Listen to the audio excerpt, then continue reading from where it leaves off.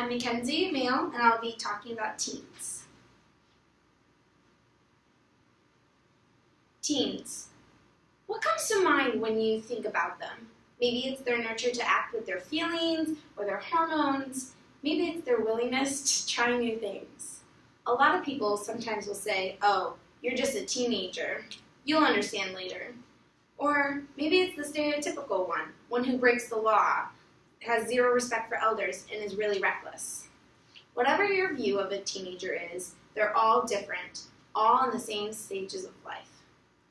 A teenager is someone between the ages of 13 and 19 years old, and as you can see, this is a huge age gap, mostly because of the psychological developments that occur in adolescence. Issues that can be brought up with teens are self-identity and having tough choices regarding things like schoolwork, sexuality, drugs, alcohol, and their social life.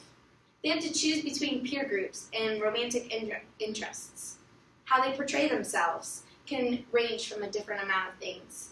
And this is all natural and necessary for preparation of adulthood. Without these experiences, teens would not be ready to transition into adulthood. Teens' brains and adult brains are similar yet very different. They're not fully developed until 25 years of age. So when teens use their brain to think, they're really not using the brain that adults use, which is why there's a lot of problems between teens and adults.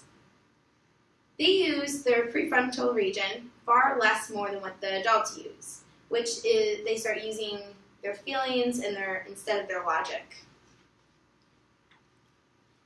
In this picture, you can see that on the left side is the teen, and on the right side is the adult. Right where it is highlighted is the region of where they're using, and so as you can see in the adult portion, they're using more of their frontal lobe, and over here, they're not using it as much. And adults they use it significantly more in their thinking logically. This is where the teens use their emotions and their gut feeling reaction, and the reason they use it more is because they lack the nerve connections that tie the frontal lobe to the rest of the body, and it limits their ability to think ahead, so they just use their gut feelings. And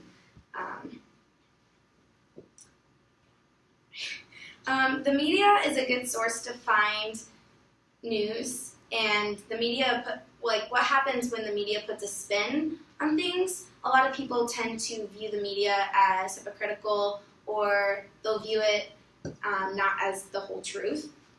A lot of people look worse than what they actually appear to be when the news talks about things, and teens is a big category of that.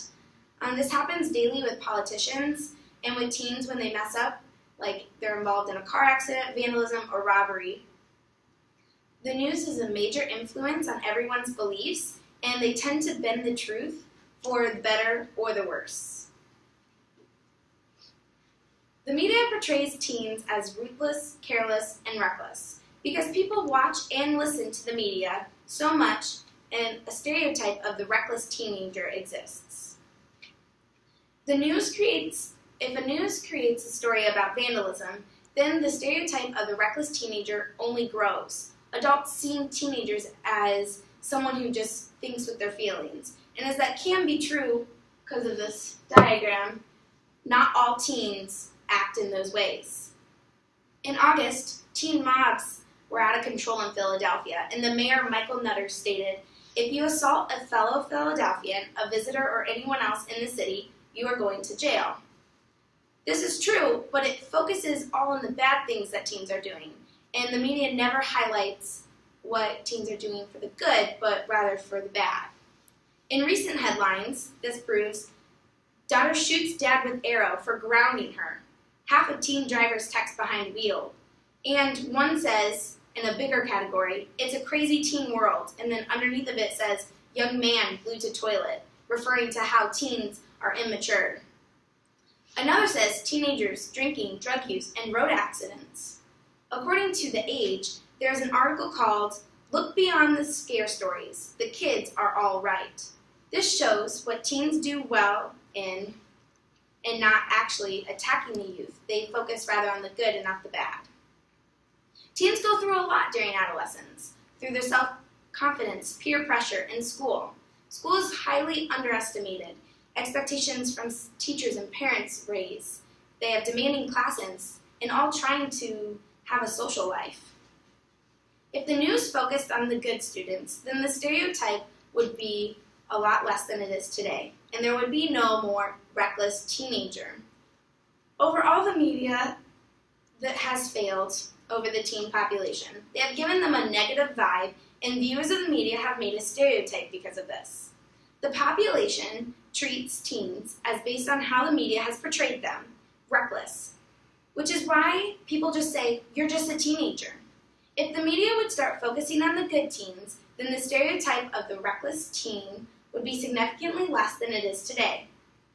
The media has shaped the population's mind and what and how the average teenager acts, based on all these horrible stories that highlight the bad, that break the bad teens, that break the law, don't respect elders, and are reckless. The news focuses on the acts of the teens that don't do well, but if they focus on the good of the teens, then their teens would have better self-image and the stereotype would not be so harsh. Yes, teens will act with their feelings, emotions, because that's all part of their brain development. People will say, teens of course would do that, and refer to some reckless act. Are the people who are allowing the media to criticize the people who one day will be taking care of them.